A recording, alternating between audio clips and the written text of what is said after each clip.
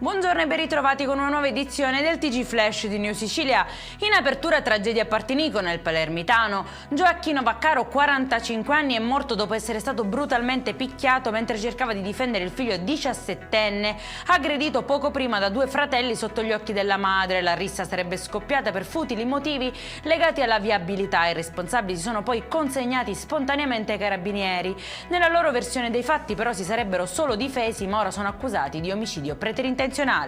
Operazione antimafia a Messina, scattano 2 arresti per l'omicidio di Giovanni Perdichizzi, affiliato ai barcellonesi, ucciso il 1 gennaio 2013. L'uomo accusato di trattenere parte dei proventi delle estorsioni fu freddato in un agguato. I 2 arrestati, accusati in concorso di omicidio premeditato e porto illegale d'arma, avevano agito per favorire la mafia. Maxi truffa ai danni dell'Agenzia per le erogazioni in agricoltura per un valore di oltre 103.000 euro, indagato un imprenditore agricolo dell'Ennese che spacciava per suoi terreni altrui per usufruire delle agevolazioni comunitarie, sequestrato denaro e un terreno di oltre 13 ettari.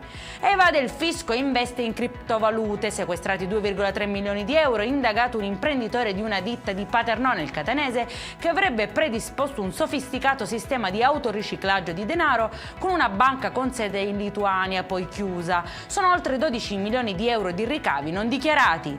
E in chiusura arrestiamo a Catania, dove sono stati rinvenuti oltre 6 kg di droga e un vecchio fucile da caccia nascosto in un sacco nero dentro una grotta nel quartiere San Giorgio. Il materiale è stato sequestrato e sarà distrutto su disposizione dell'autorità giudiziaria. Per questa edizione è tutto, prossimo appuntamento alle 19:30. Buona giornata.